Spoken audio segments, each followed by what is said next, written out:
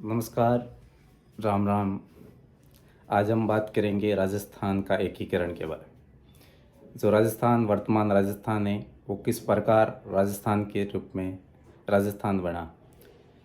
जब भारत आज़ाद होने जा रहा था, तब राजस्थान जो में 22 रियासतें थी, वो राजपूताना काउंसिल का हिस्सा हुआ करती थी। उसमें 22 में 19 रियासतों से मिलकर राजस्थान बना और 3 रियासतें थी जो विजयनगर, ईडर और दाता जो गुजरात में शामिल हुई। जो राजस्थान एकीकरण की प्रक्रिया 18 मार्च 1948 से शुरू हुई और 1 नवंबर 1956 तक 7 चरणों में पूरी हुई वह राजस्थान का एकीकरण। भारत सरकार द्वारा रियासतों को एकीकरण करने के लिए या रियासतों को भारत में मिलाने के लिए उसमें रियासती विभाग की स्थापना 5 जुलाई 1947 को सरदार वल्लभ भाई पटेल की अध्यक्षता में की गई और उनके सचिव वीपी मेनन को बनाए गए। रियासती विभाग द्वारा बताया गया कि जिस रियासत की जनसंख्या 10 लाख और आय 1 करोड़ से अधिक है, वो स्वतंत्र रूप से रह सकती या वो रियासत अपना स्वतंत्र अस्तित्व रह सकती। उसमें राजस्थान की 4 रियासतें आती थी, जो जयपुर, मेवाड़, जोधपुर और बीकानेर। इसी प्रकार राजस्थान के एकीकरण के साथ पहला चरण 18 मार्च 1948 को संपन्न हुआ। उसमें राजस्थान की 4 रियासतें अलवर, भरतपुर, धौलपुर और करौली शामिल हुई। इसका नाम मत्स्य संघ रखा गया। मत्स्य संघ के मुंशी के सुझाव द्वारा रखा गया। मत्स्य संघ इसलिए रखा गया कि जब 16 महाजनपद हुआ करते थे, तब मत्स्य संघ था एक। तो जो राजस्थान की ये 4 रियासतें हैं, ये मत्स्य संघ का हिस्सा हुआ करती थी या मत्स्य महाजनपद का हिस्सा हुआ करती थी। इसका उद्घाटन भरतपुर में हुआ। भरतपुर में उद्घाटन भारत के खनिज मंत्री एन.वी. गौडगिल द्वारा किया गया।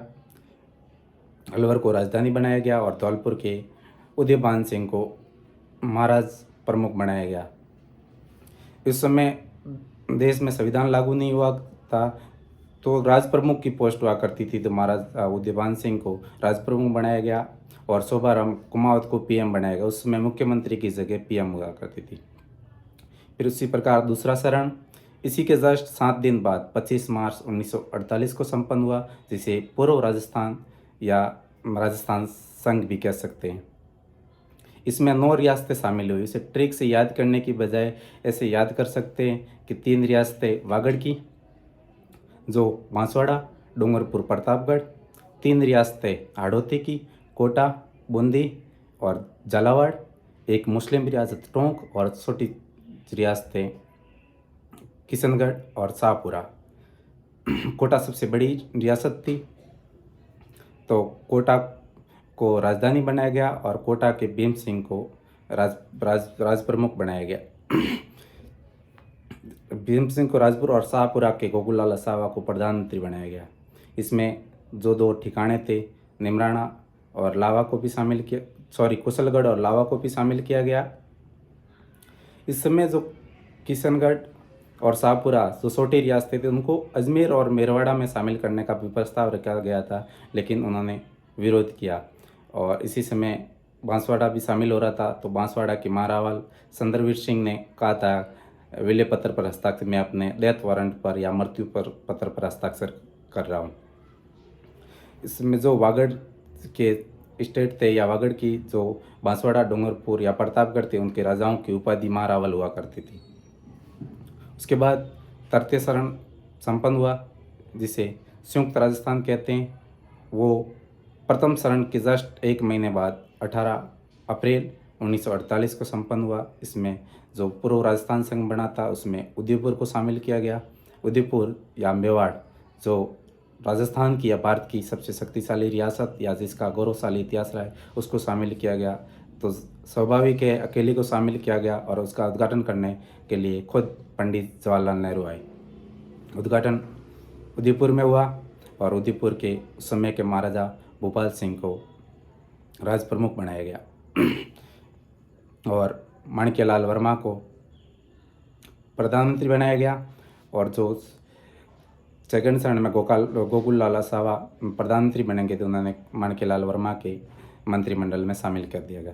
इसी प्रकार से चौथा चरण जो वरद राजस्थान के नाम से जाना जाता है 30 मार्च 1949 को बना। उसमें मोटा मोटी सभी रियासतें शामिल हो रही थी। जो राजस्थान की 4 बड़ी रियासतें थी, जयपुर, जोधपुर, जैसलमेर और बीकानेर शामिल हुई। उसका उद्घाटन भारत के जो सरदार वल्लभ भाई पटेल थे, जो देशी रियासतों का एकीकरण कर रहे थे, स्वाभाविक रूप से वो आए और उन्होंने उद्घाटन किया और हीरालाल शास्त्री को प्रधानमंत्री बनाया गया।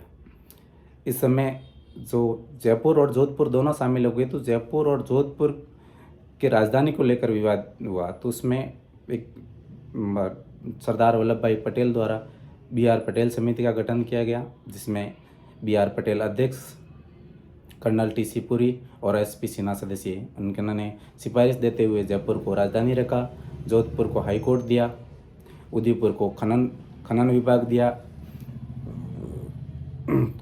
कोटा को वन विभाग दिया और इसी प्रकार चतुर्थ चरण संपन्न हुआ। फिर पंचम चरण जो 15 मई 1949 को हुआ, उसमें जो अभी तक का वरद राजस्थान बना था उसका नाम संयुक्त वरद राजस्थान रखा गया। उसमें पहले चरण से जो मत्स्य संघ बना हुआ था वो अलग था, चतुर्थ चरण तक जो बना था वो अलग था। तो पहला चरण और चतुर्थ चरण मिलाकर पंचम चरण बने और उसमें मत्स्य संघ को संयुक्त या वरद राजस्थान में शामिल किया गया। उसका नाम संयुक्त वरद राजस्थान रखा गया। तो अलवर और करौली तो राजस्थान में शामिल होना चाहते थे, लेकिन भरतपुर और धौलपुर राजस्थान में शामिल नहीं होना। ये ब्रज प्रदेश नाम से अलग देश बनाना चाहते थे या उत्तर प्रदेश के। तो उसी समय भरतपुर और धौलपुर को शामिल करने के लिए शंकर राव देव की अध्यक्षता में समिति का गठन किया गया और इस शंकर राव देव समिति की सिफारिश पर इन चारों को शामिल करके एक वरद राजस्थान या संयुक्त वरद राजस्थान बना। और जो भरतपुर था, भरतपुर को कृषि विभाग दिया गया और जो उसके शोभाराम कुमावत थे उसे हीरालाल शास्त्री मंत्रिमंडल में शामिल कर दिया। फिर संपन्न हुआ छठा चरण, जिसे राजस्थान नाम से भी जानते, जो 26 जनवरी 1950 को शामिल किया गया। उसमें सिरोही विलय को लेकर विवाद हुआ। सिरोही को जो आधा भाग था वो गुजरात एजेंसी में या बॉम्बे काउंसिल में सरदार वल्लभ भाई पटेल था। राजस्थान वालों ने मांग की कि गोकुल भाई भट्ट का गांव भी गुजरात में और गोकुल भाई भट्ट राजस्थान की गांधी हुआ करते थे या राजस्थान के गांधी नाम से जाने जाते हैं। और हीरालाल शास्त्री ने उस समय भारत के प्रधानमंत्री को पत्र लिखा।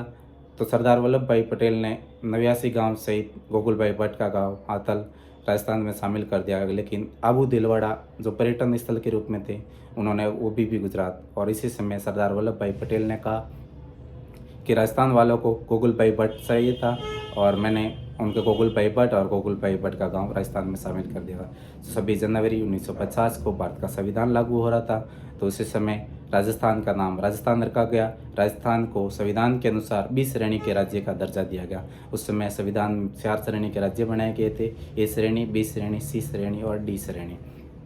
और जो प्रधानमंत्री के अभी तक रियासतों में प्रधानमंत्री के पद हुआ करते थे, प्रधानमंत्री की जगह अब मुख्यमंत्री और हीरालाल शास्त्री को प्रथम मुख्यमंत्री मनोनीत किया गया। इसके बाद सप्तम चरण जो 1 नवंबर 1956 को संपन्न हुआ।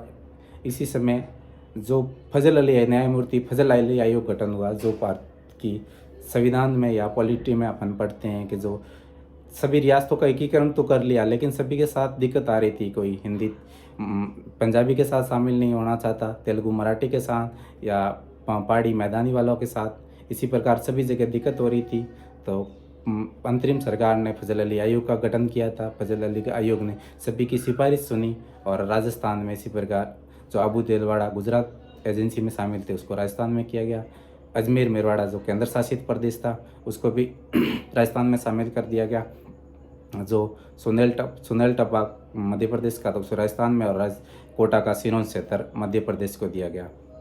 इसी प्रकार यह सप्तम चरण संपन्न हुआ। जो आबू और दिलवाड़ा को राजस्थान में शामिल करने की सिफारिश के लिए मुनि जिन विजयसूरी की अध्यक्षता में समिति बनी थी, उन्होंने ही फजल अली आयोग के सामने सिफारिश रखी और उनके सदस्य थे डॉक्टर दशरथ शर्मा जो भारत के महान इतिहासकार हुए। अब जो अजमेर मेरवाड़ा जो केंद्र शासित प्रदेश था उसको शामिल किया गया। उसकी एक अलग से धारा सभा हुआ करती थी। उसके प्रधानमंत्री हरिभाई उपाध्याय थे। उन्होंने भी राजस्थान में विलय को लेकर विरोध किया।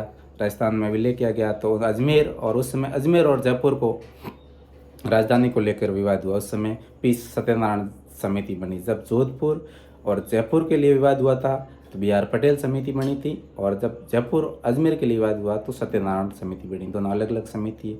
इस प्रकार राजस्थान का अजमेर 26वां जिला बना और उसको राजस्व विभाग दिया गया। इस प्रकार 8 वर्ष 7वां और 14 दिन में राजस्थान के एकीकरण की संपूर्ण प्रक्रिया संपन्न हुई।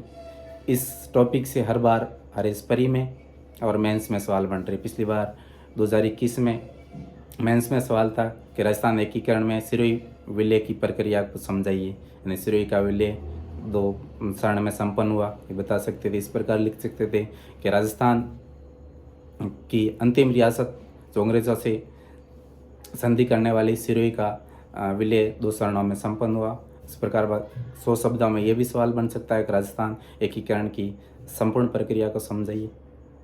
राजस्थान का यही एकीकरण है। सब ज़्यादा से ज़्यादा चैनल को सब्सक्राइब करें और वीडियो को लाइक करें। Thank you.